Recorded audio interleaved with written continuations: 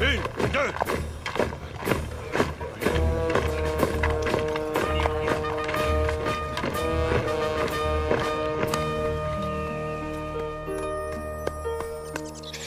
En ce temps-là, le monde était jeune, comblé de miracles et de prodiges. Dieu avait choisi Saül, un grand homme, comme premier roi d'Israël. Que sa volonté soit faite. Saül et ses armées protégeaient Israël d'une foule d'ennemis. Dieu ordonna alors au roi Saül d'exterminer les Amalécites. Soldats, à l'attaque!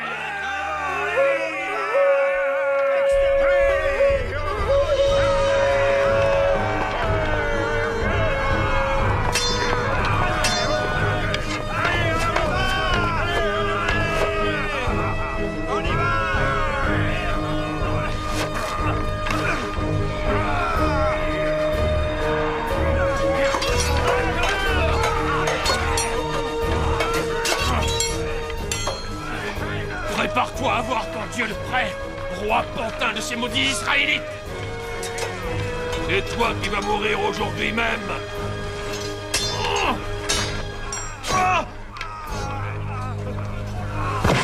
Une nouvelle fois, le roi Saül conduisit les Israélites à la victoire.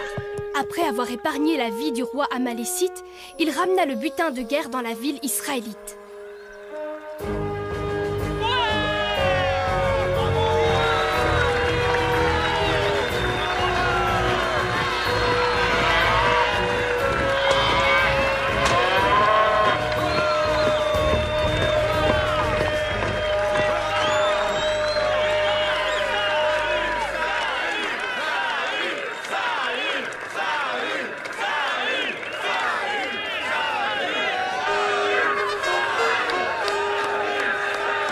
Les sujets du roi aimaient leur souverain, tout comme Saül aimait son peuple.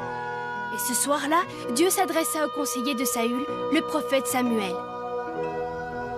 Samuel, le roi Saül s'est détourné de moi. Puisqu'il a renié mes commandements, je le renie comme roi d'Israël. Oui, Seigneur, je vous comprends. Le cœur gros, Samuel se rendit au palais de Saül pour lui livrer le message divin. Tu entends ces cris, Samuel? La population est toujours en liesse. En Israël, personne n'est aussi connu et reconnu que le roi Saül. Personne. Qu'est-ce qui ne va pas? Dieu s'est adressé à moi. Je suis impatient de savoir ce qu'il t'a dit. Samuel, c'est jour de fête. Les fils d'Israël ont terrassé l'ennemi amalécite. Le Seigneur est mécontent, Saül. Tu as rompu son commandement, et ça... Mais tu m'as dit que Dieu voulait l'extermination des Amalécites. C'est ce que j'ai fait. Sauf que quand les gens t'ont demandé d'épargner la vie du roi Amalécite, tu as écouté. Et quand les gens t'ont demandé de rapatrier le butin de guerre en ville, là encore, tu les as entendus. Mais Samuel, je suis le roi, au service de mon peuple. Je dois les écouter. Là-haut règne le roi des rois. Ah oui, tu as raison. J'ai commis une erreur insensée. Aide-moi à réparer ma faute. Non, Saül, il est trop tard. Tu as choisi d'écouter la voix de tes sujets avant celle du Seigneur. Oh, si je l'implore par la prière. Tu as tourné le dos au Seigneur et maintenant, c'est lui qui ne veut plus de toi, à jamais. Oh, non!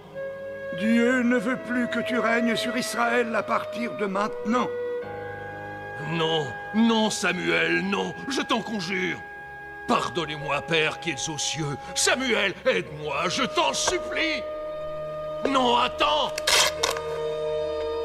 De même que tu viens de déchirer ma tunique, Dieu déchirera le contrat qui t'unissait à lui en confiant ton royaume à quelqu'un d'autre.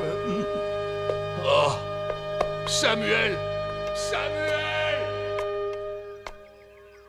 Le roi Saül ne devait plus revoir le prophète Samuel vivant. Plus jamais. Samuel se demanda qui Dieu allait désigner pour régner à la place de Saül. C'est alors que Dieu s'adressa encore à lui. Samuel, ne te lamente pas sur le sort de Saül. J'ai choisi un nouveau roi parmi les fils de Jessé à Bethléem. Va là-bas, nanti d'une corne d'huile pour oindre le nouveau roi. Mais Seigneur, si Saül l'apprend, je souffrirai de son châtiment. Va à Bethléem rejoindre Jessé et ses fils. Dis-leur que tu es venu faire un sacrifice en l'honneur de moi.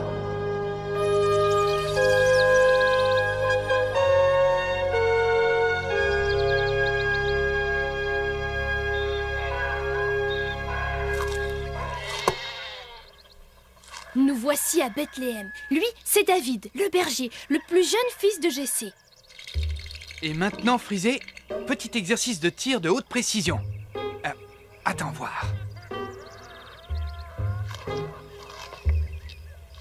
« 10 points pour moi si j'abats cette figue. Est-ce que tu m'en crois capable? Il n'y a pas de mais.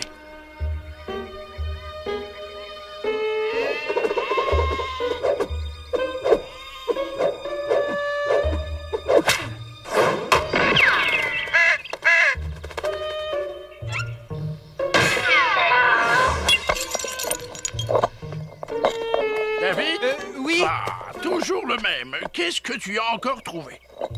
Ah Rien, je m'amuse un peu. Tu n'as vraiment rien de mieux à faire? Si, mon travail. Allez, viens, Frisé. David, cet agneau peut très bien marcher tout seul. Mais c'est le plus petit du troupeau. Si je ne m'en occupe pas, il va... Il n'apprendra jamais à se débrouiller dans la vie si tu le traites toujours comme un bébé. Oui, papa.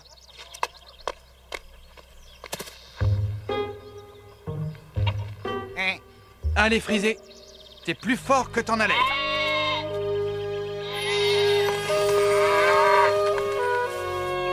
Samuel était impatient de connaître le nouveau roi d'Israël désigné par Dieu. Je suis venu offrir un sacrifice à notre Seigneur. Jessé s'empressa de présenter ses fils à Samuel l'un après l'autre. Je commence par mon fils aîné, Eliab. Il est bâti pour être roi. Pas d'erreur possible. Samuel, tu dois regarder au-delà de l'apparence physique d'un homme. Écoute son cœur comme je le fais. Qui c'est? Moi?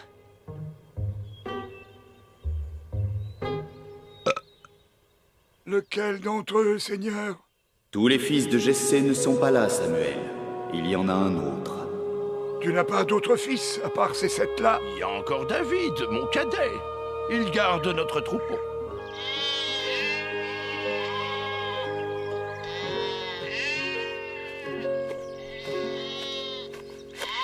Bonjour, je suis Samuel, le prophète. Et moi, je suis David, fils de Jessé. Aucun doute possible, ça ne peut pas être lui. Ce n'est qu'un gamin. Ne le juge pas par sa taille, mais par son cœur. Lève-toi, Samuel, et oins le futur roi d'Israël. Depuis que l'Esprit Saint n'était plus en lui, le cœur du roi Saül était assailli par les ténèbres et la peur d'être seul. Ses enfants, Jonathan et Michal, décidèrent de lui parler. Nous sommes inquiets, père. Vous perdez le moral de jour en jour. Que peut-on faire pour vous redonner la joie au cœur? Personne ne peut rien faire pour moi. Dieu m'a abandonné. Comment pourrais-je défendre le royaume contre les Philistins, alors que Dieu, le roi des rois, a perdu toute confiance en moi? Mais les gens vous aiment toujours autant. Oh, mon seigneur. Je vous écoute, conseiller. La musique apaisait vos angoisses dans le temps. La solution serait peut-être de faire venir un excellent joueur de sitar. Je connais un fermier de Bethléem du nom de Jessé. Lorsque son plus jeune fils pince les cordes en gardant son troupeau, les moutons dansent, dit-on. Qu'on l'amène à moi, sur le champ.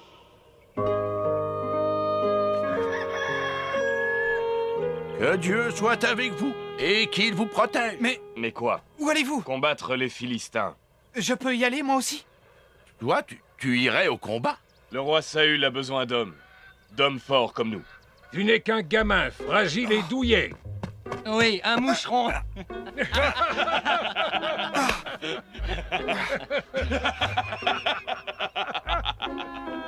Ah, si vous me laissiez ma chance, je serais utile. Moi aussi, je suis costaud. Eh, j'ai une idée. On pourrait en faire notre arme secrète. On le fait marcher à 10 pas devant nous, et quand les Philistins le verront, ils vont tous mourir de rire. Mieux encore, le petit David pourrait endormir les Philistins en jouant de la cithare. Mais lâchez-moi! Couchez.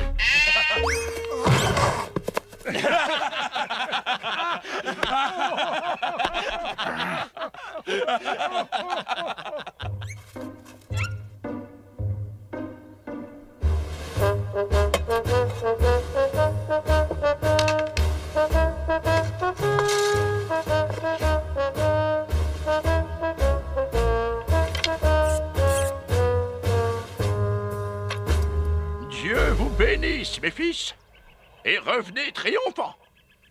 Veille sur notre vieux père, petit gars. Oui, évite les ennuis. Surveille ton troupeau, moucheron.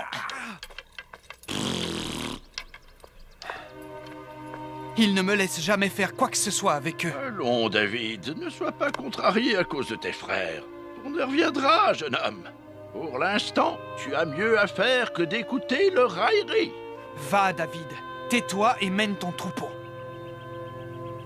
Attends. Merci. Que le Seigneur soit avec toi, mon fils. Comme toi, il saura guider mes pas. En route, Frisé.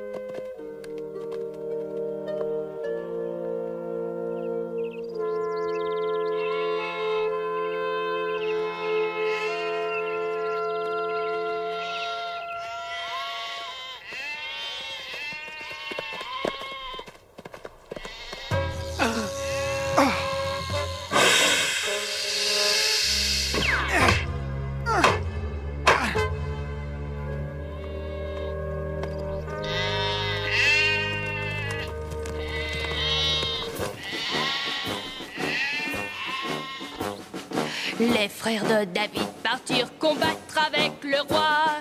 Quand David demanda, ils dirent trop petit, tu peux pas. Ils se moquèrent de son bâton, avec nos épées nous vaincrons. David est mignon, mais ce n'est qu'un moucheron. Mais David ne perd pas espoir, un jour il leur fera voir sa force, son courage, sa gloire. Un jour Samuel dit ce garçon sera le roi. Mais comment un gardien de mouton peut gérer quoi que ce soit sans voir la flamme dans son regard? Ses frères le traitent comme un tétard. David est mignon, mais ce n'est qu'un moucheron. Mais David ne perd pas espoir, un jour il leur fera voir sa force, son courage, sa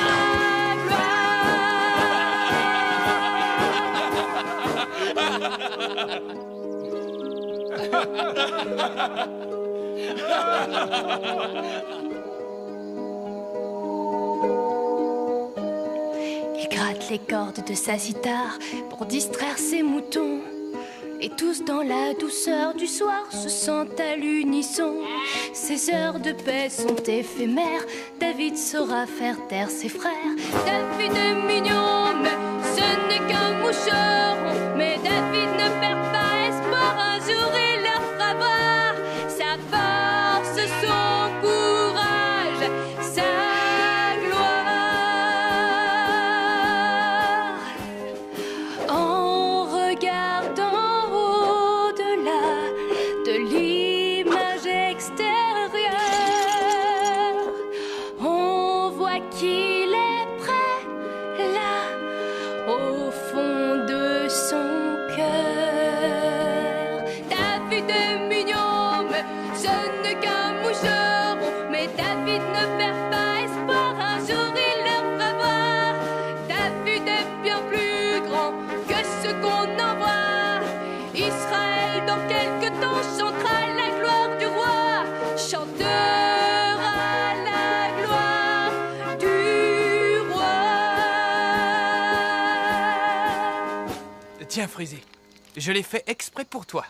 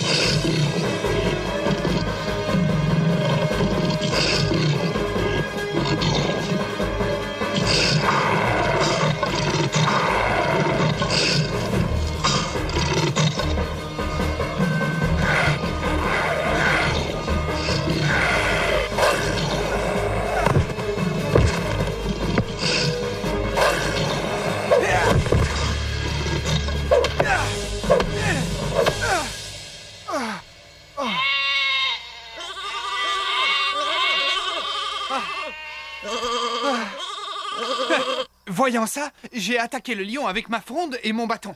J'avais peur. Mais le Seigneur était avec moi. Que voilà un merveilleux conte de fées. Mais papa, c'est la vérité. Toute la vérité. Tu n'as pas besoin d'inventer des histoires pour m'impressionner. Je sais que tu es très courageux. Mais je suis le messager du roi. Hein? Sa Majesté désire que votre fils cadet lui joue de la cithare.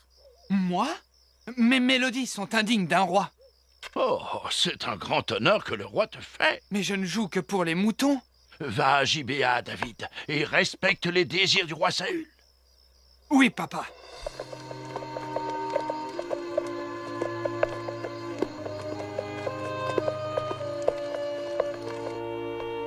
Le jeune berger attend que vous lui donniez l'ordre de jouer, sire. Entre, berger. Peut-on savoir comment tu t'appelles? Je m'appelle...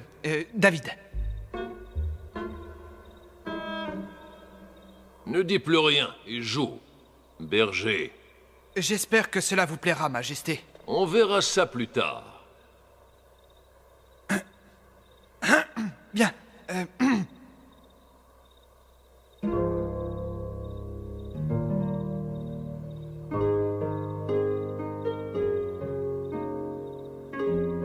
Mais c'est un véritable enchantement.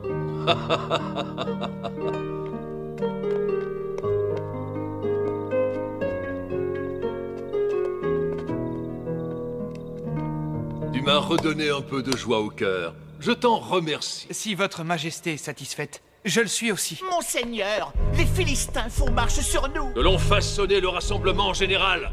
J'ordonne. Bien, sire. Permettez que je combatte à vos côtés. Toi, tu n'es qu'un gamin. J'aimerais vous servir. Je t'appellerai quand je voudrais un joueur de sitar. Mais sire... Retourne à tes moutons. Viens, Jonathan. Oui, père. Mais, Majesté, j'ai déjà tué un lion avec mon seul bâton de berger.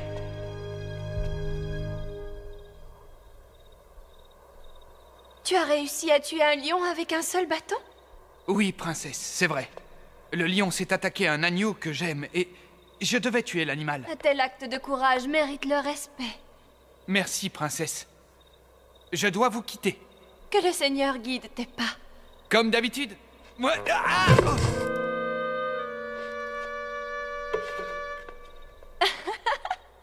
Nous nous reverrons peut-être un jour. C'est ainsi que David retourna à Bethléem. Je suis content que tu sois de retour. Je ne savais pas comment porter de la nourriture à tes frères. Je vais y aller.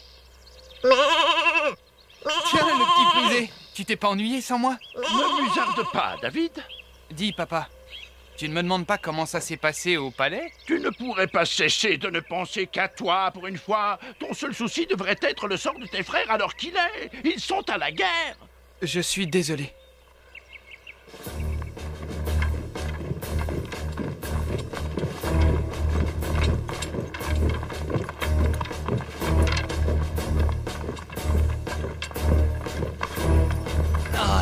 Mes pieds me font tellement mal. Ce bouclier pèse une tonne. Eh, si David était là, il ne se lamenterait pas. David, toujours David. Tu sais comme nous qu'il ne tiendrait pas 5 minutes.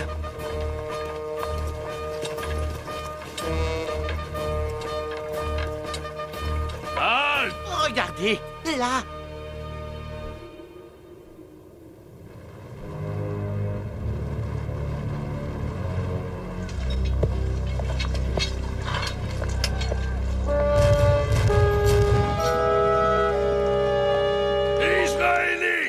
Écoutez-moi! Je suis Goliath de Gath!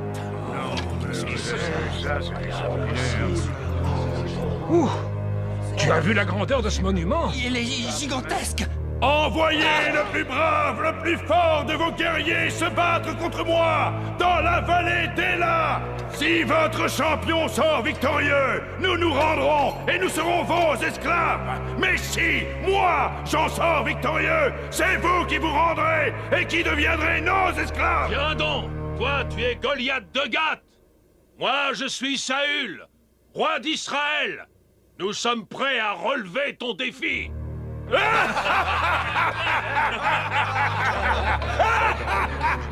On doit choisir un champion, le plus fort et surtout le plus courageux de tous nos soldats.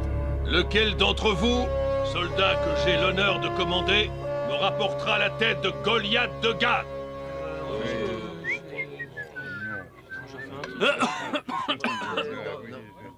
Bien, ne répondez pas tous à la fois. Il est grand comme une montagne, sire. 2 montagnes en pile. C'est un géant. Qui aura le courage de s'opposer à moi? Goliath de Gath! Seriez-vous une armée de lâches? Une bande de froussards? Goliath attendait. Il tendait l'oreille, mais il n'entendait que le silence. Aucun des hommes du roi ne se proposait. Eliab, il y a un jeune gars qui te demande. David, qu'est-ce qu'il vient faire ici, celui-là? Son père l'a chargé de vous ravitailler. Ah, je suis mort de faim. Salut à vous, mes frères. Qu'est-ce qu'il y a de bon?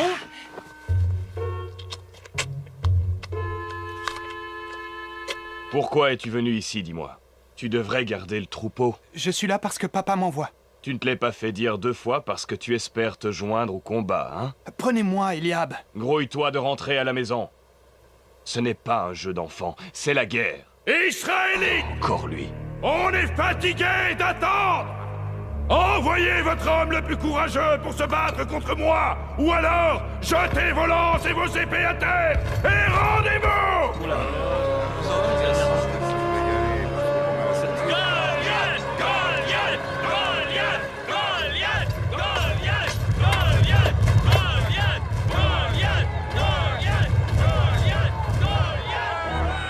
Écoutez, celui qui jettera la tête de Goliath de Gath à mes pieds, je le couvrirai d'immenses richesses. Et présent entre les présents, je lui donnerai ma fille en mariage. Oh. Israélites! C'est la dernière fois que je vous le dis! Le temps s'achève. Quelqu'un, n'importe qui, pour sauver notre armée. Envoyez-moi! Qui? Qui a dit ça? David, fils de Jessé. Le jeune berger à la cithare? Si c'est une plaisanterie, je ne l'apprécie pas. Je vais combattre le géant, puisqu'il n'y a pas d'autre volontaire. Excusez mon petit frère, monseigneur, il a tendance à dire n'importe quoi. Réponds-moi franchement. Es-tu entraîné aux arts du combat? Non, Majesté. Mais déjà, j'ai abattu un lion pour protéger mon troupeau. Un géant n'est pas plus dangereux qu'un lion affamé. Le courage ne suffit pas pour vaincre. Majesté, le Seigneur est avec moi. Hein, Dieu était aussi avec moi il y a quelque temps. Cesse de faire perdre du temps au roi, moucheron. Retourne à la maison jouer avec ton agneau.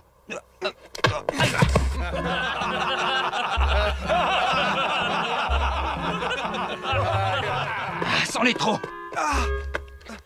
Tu vas me le payer. Conseiller, que feriez-vous à ma place? Ce jeune garçon semble d'une grande vivacité. Et comme il ne demande qu'à servir son roi... Ouais. Harnachez-le. Il arrive tout juste à porter son épée. C'est une mascarade. Qu'est-ce que va dire papa s'il apprend qu'on a laissé David aller à la mort? Il va nous renier. Pourquoi n'irais-tu pas à la place de David? Moi? Et pourquoi pas toi? Tu es notre aîné? Es-tu prêt? Je plie sous le poids de cette ferraille. Je réagirai plus vite sans tout ça. On ne peut pas combattre sans armure. Je combattrai Goliath de Gath à ma façon, avec mes propres armes.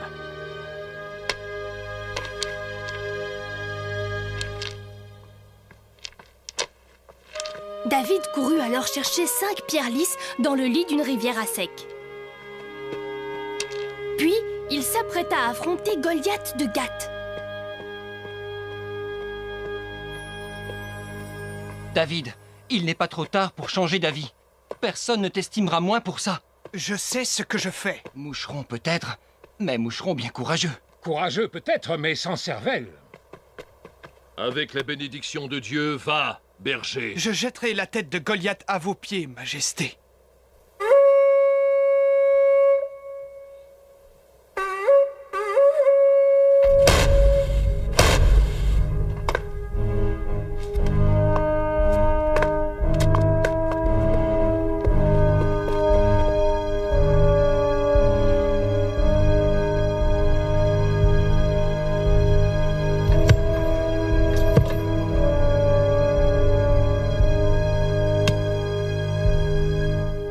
yeux me feraient-ils défaut? Les Israélites envoient une puce pour affronter le grand Goliath. Je leur ferai payer cette insulte.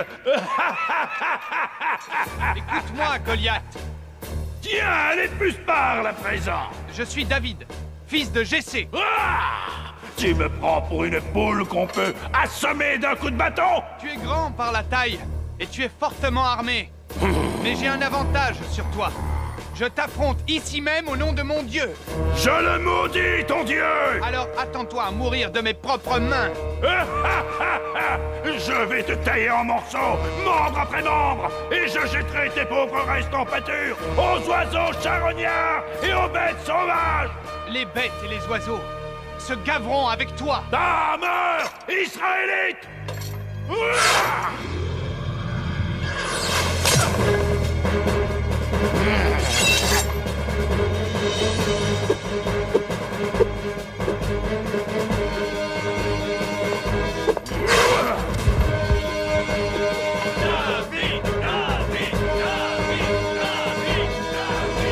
Il faut que je trouve son point faible.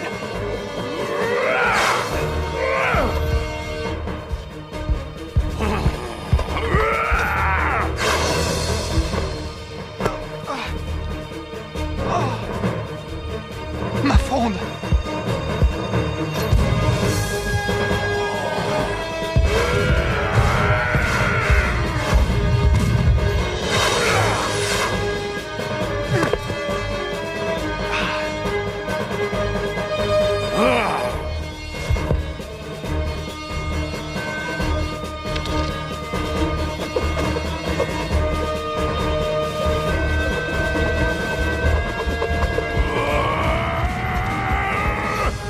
Le frapper en plein milieu du front.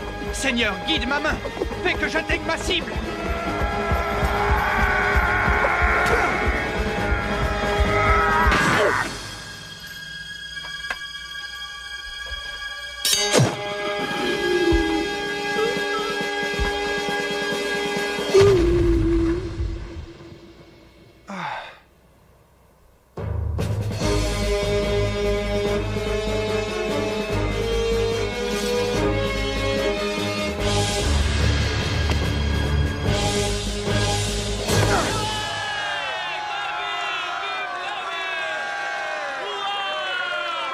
Passez-moi, je rêve. Le petit David a raccourci le géant. Nul doute, Dieu est vraiment avec ce gamin.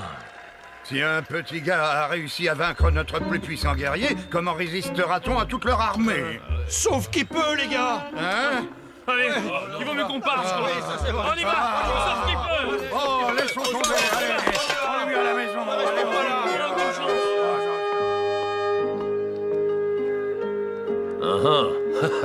Tu as réussi, Jeanne Berger.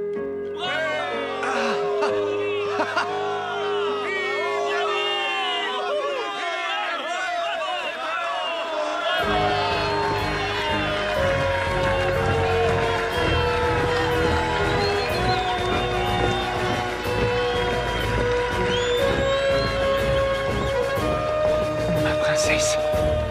Le gamin me vole la gloire accordée aux vainqueurs. Le roi Saül devint tellement jaloux de David qu'il l'envoya livrer d'autres batailles. En espérant que David périsse au combat, oublié de tous.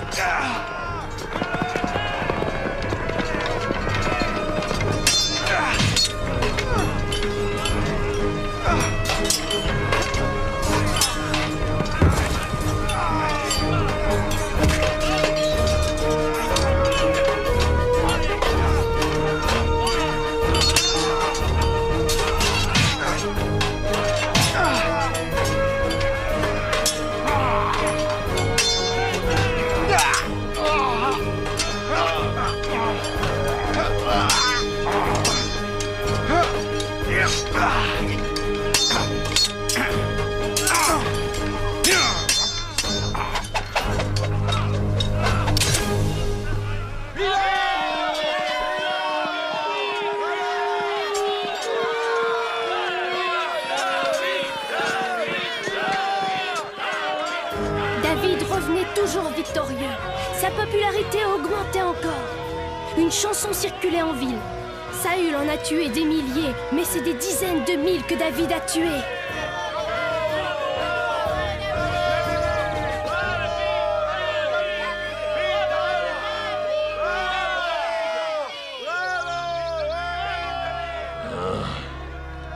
Saül en devint fou de jalousie. Il craignait de perdre son royaume s'il n'arrivait pas à écarter David. Le roi Saül demandait souvent à David de venir lui jouer ses mélodies apaisantes.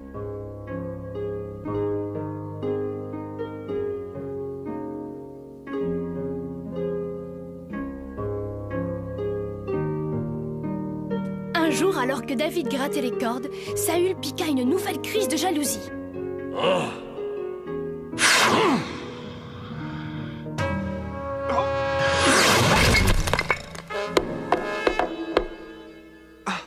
David se rendit compte que sa vie était en danger. Majesté!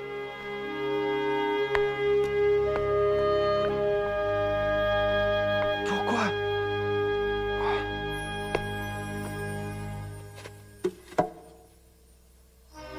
Craignant que son père ne tente encore de tuer David, la princesse Michal l'aida à prendre la fuite.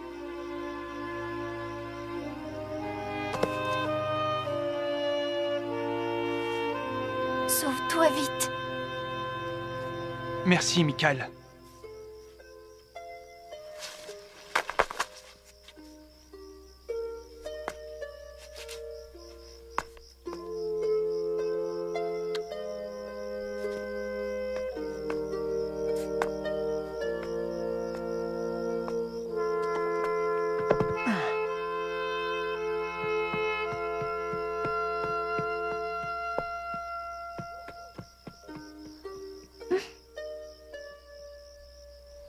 Jonathan, le fils du roi Saül, alla retrouver David dans sa cachette. Mais qu'ai-je fait pour qu'il me haïsse à ce point? Souhaite-t-il vraiment ma mort? Il faut que je lui parle pour le savoir. En attendant, ne quitte pas ta grotte. Je te ferai signe quand je connaîtrai les vrais sentiments de mon père à ton égard.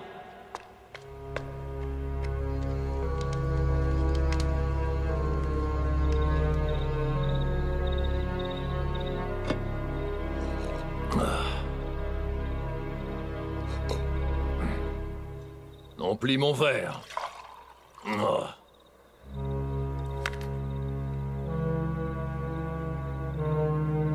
Qu'est-ce qui est arrivé à David? Pourquoi ne le voit-on plus? Oh, eh bien... Sans être sûr, je crois qu'il est parti voir sa famille à Bethléem. Je crois qu'il avait le mal du pays.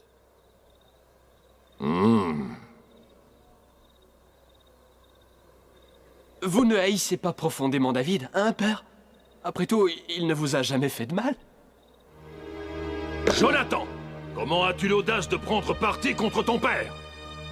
On s'empare de David mort ou vif. De préférence mort.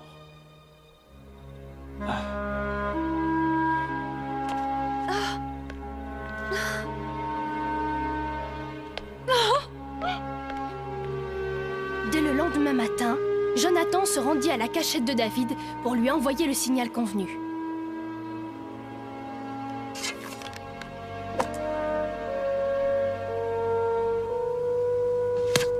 La flèche plantée en terre indiquait à David qu'il devait rester caché, car si les hommes de Saül le découvraient, il ne resterait pas longtemps en vie.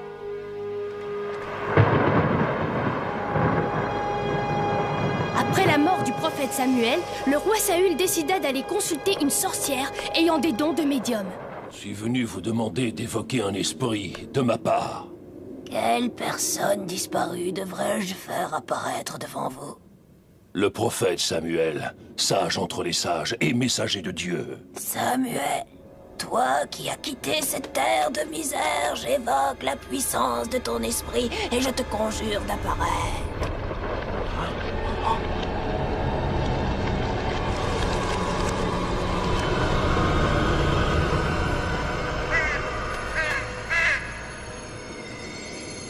Qui vient troubler mon repos? Moi, Samuel, Saül, le roi d'Israël. Saül, hein? Cela veut dire que tu as encore un service à me demander? Oui, Samuel, car les Philistins font la guerre à Israël. Et je suis impuissant, car Dieu s'est détourné de moi. Samuel, je crains le pire. Je t'en supplie, donne-moi un dernier conseil. Non, Saül, tu as désobéi aux ordres de Dieu. Et Dieu sera toujours contre toi. Dès demain, tes fils et toi, Saül, vous serez près de moi pour l'éternité. La prophétie de Samuel se révéla exacte. Le lendemain, Saül et ses fils périssaient au combat.